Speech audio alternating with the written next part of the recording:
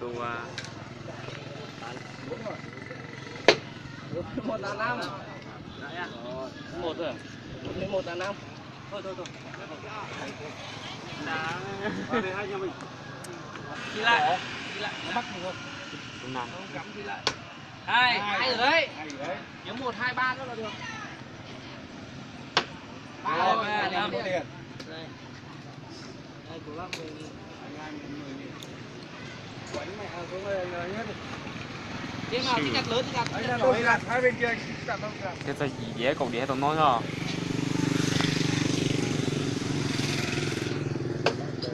5 rồi. 5 rồi. 1 là được. Giữ vạch rồi, giữ vạch lại. Đi lại. Nếu còn 1 nữa. 5 rồi. Không ai đánh cho. Không có đâu. Có à? Mất của mình à? 5 rồi. Lại. Cứ trượt lại. 55 là 10. Đây. 3 cùng đầu. đeo cột xanh rồi đeo cột xanh Đây, 5 rồi. 4 là 9.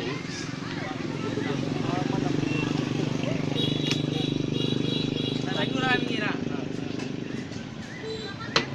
4. 6. Đó, 10. sống Đi chuẩn đấy, anh em vào đây. Vào đây. 30 cái đi. 1 rồi. 3. 5. Đúng. 6. Lại. Quay kia lại. 3 rồi. Ok, 6. 31 là 4 nhỏ ăn. Nhỏ đây.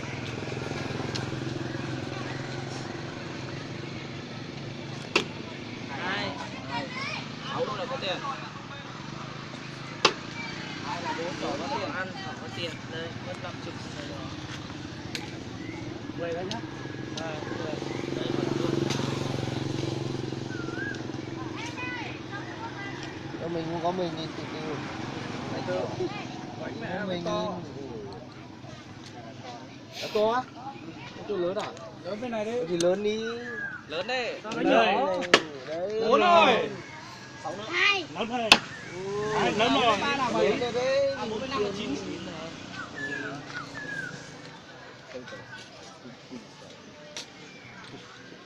ba trốn nó đời 2. cột 6 mà hay 8 triệu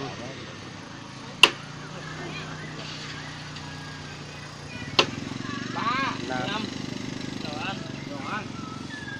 50.000. Vào đi đánh đi. Thế là cái kia 6. Giữ vạch. Giữ vạch. Giữ vạch cứ cho anh xem. Anh cứ vào xem đi, cứ cho nó vào gõ đi cho đàng hoàng. Vào đi. 6 mà. 10.000 cái gì nó phải gõ đi. Giữa bạch đi. Coi là giữa bạch. Thôi. Đổ ăn mà thua thì phải chịu. Tôi cái mũ bảo hiểm không? 3 là 4 nhỏ ăn. Giả là em 30.000 này. Dễ kiếm quá, thằng đéo rồi vào đi anh em ơi. Vui chơi có thưởng đi. Nhà một cái ô là 6. 6 rồi. 6 với 4 là 7. 6. Đưa tiền cho bạch. Giữ vạch này, giữ vạch thì là vạch nhá.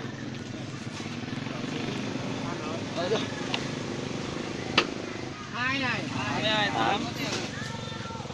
Đây.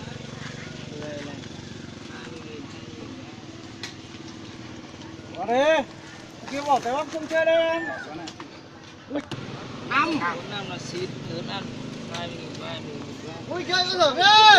là sao cái họ nó nhìn nó heo á đơn gì tiên à sao chỉ muốn siêu của tiên họ Một cái bài chứ. Cái bài đó. Một. Cho phi lại. Anh nhưng được 10.000 mất 2. Cứ đánh 1 26 nữa thì ổn. 4 7 giữa vạch à, giữa vạch phi lại. Cho tôi đây là chỉ tính à. 5 có 6 đi. 2 với 2 là 4 nhỏ ăn. Đây. Cứ đặt thôi. Ai thích ăn thì đặt. Thích ăn trêu rồi cái đấy. Tiếng 7 tiếng. 1 với 2 là bao vạch là 3. Giữa vạch cho phi lại cái nữa. Cho phi lại tiêu kìa. Không được ăn. Không phi lên. Phi thì không không được không thì nó là phi thì cũng có 7 6 7 có 7 cái đó là. vào trên từ từ á. 2 6 đi. 4 rồi. Đấy. Vào đây. To vậy à? Bình tĩnh đi thôi. Kéo thì 50.000 đi. Đúng rồi, anh ạ, to vào đây nhanh. Đối. Hai đánh. Cái nó có tiền là còn gì đó. Nha. 30 rồi. Để lại cho nó 20. Ta đặt đây là đặt. Đây. Rồi tới 50.000. Không. Đi về ăn trước đi. Cái ăn quá đâu 7 này. Không ai đặt may mắn à? 7 Như gì cái nó là sao? Dùng tàu lo mà còn sao cho lo nó nè nè. 6 một cái thu rồi đánh đi. Theo về lớn à thì là may mắn này nó lên 3 này.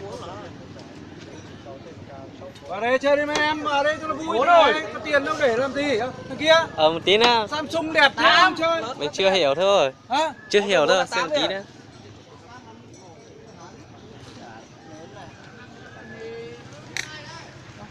Lớn rồi nhỉ?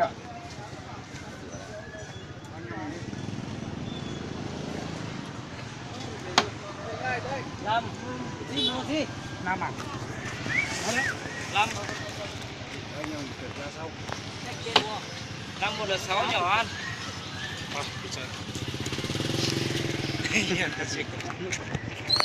Chơi đúng 10 nữa nhỉ? Thôi đi, này tiền nó có đẻ đéo đâu vậy, không cờ bạc, sao nó đẻ tiền? Để đâu ạ? Đó, không vui chơi gì. 1 là 7 cái ăn. Ủa, tôi tính nhân tao thì sao? Một xe của tiền đấy. Đi đây, chơi đi tự phi. Có tiền này. Người nhìn lớn ăn.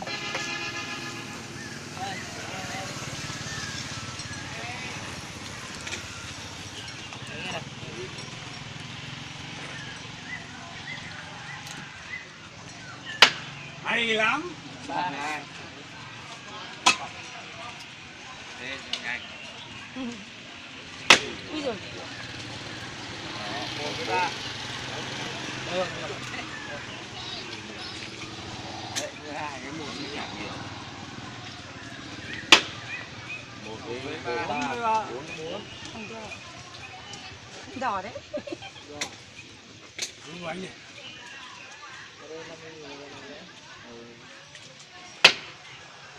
Ba với 3 với là 7 rồi. 4 với 3. 4. Đấy. Giữa đây. Vào nhổ đi, để cho nhổ. Còn đây là giữa đây. Còn cách lại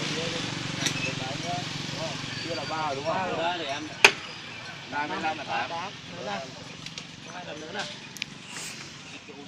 Đi. Đánh nhanh lên còn chưa đây? Nhanh lên làm tiền. 2 1 với 6 là 7 này. giữa kìa. 1 2 cách ở giữa kìa. Cách 6 cách giữa đây. Đó. 5 5.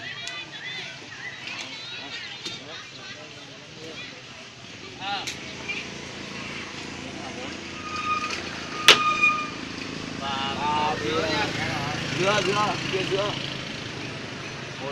1 đi kia. 1 rồi đây. 1 rồi. 4 rồi. Tiền cái bách đi. 2 7. Không biết là nào để sửa 7 nhỉ?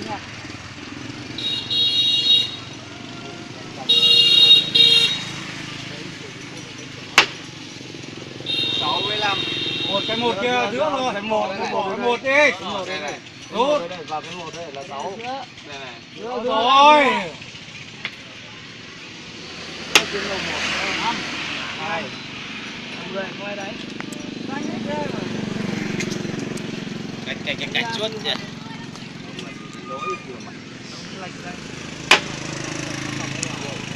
Hai con 6 luôn. Giữa hết đi đây. Giữa hết đi. 30.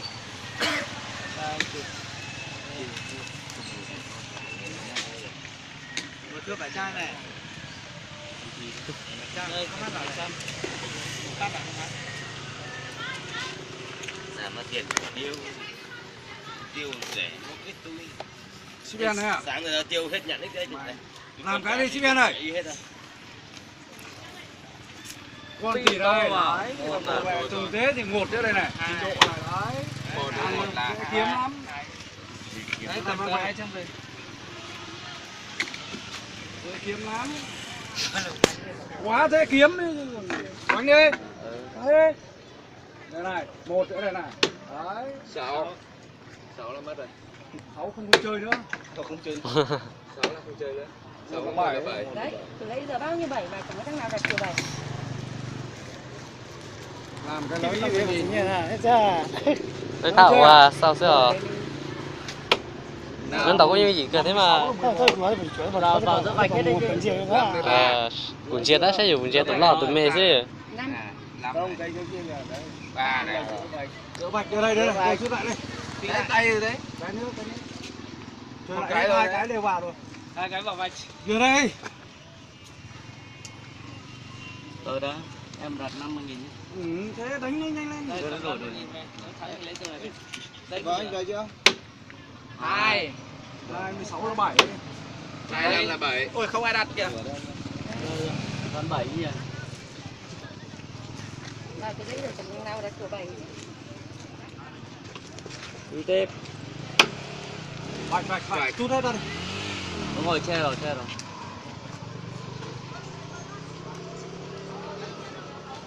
6.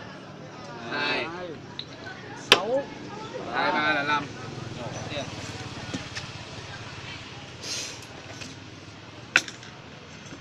Ba anh em mình vào mẹ đi cho nó đầy đủ. Tao quả lại phải chọn bé này. 2. 3. 1. 3 với 6 là 9. Chọn đâu là thua đấy. Thế là từ yếu từ như nào? Tao mọi thấy rồi. tụi lọ Thắc kìa. Tuấn. Nhớ nghỉ xe rồi. 6 rồi. Không còn rất sợ vậy ta là gì vậy chúng nó thật xấu này 4 với 6 là 10.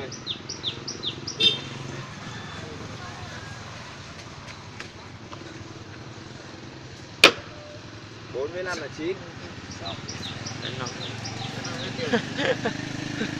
có cái này Đây mà cho đây. Kia. 4. Đâu rồi? 7.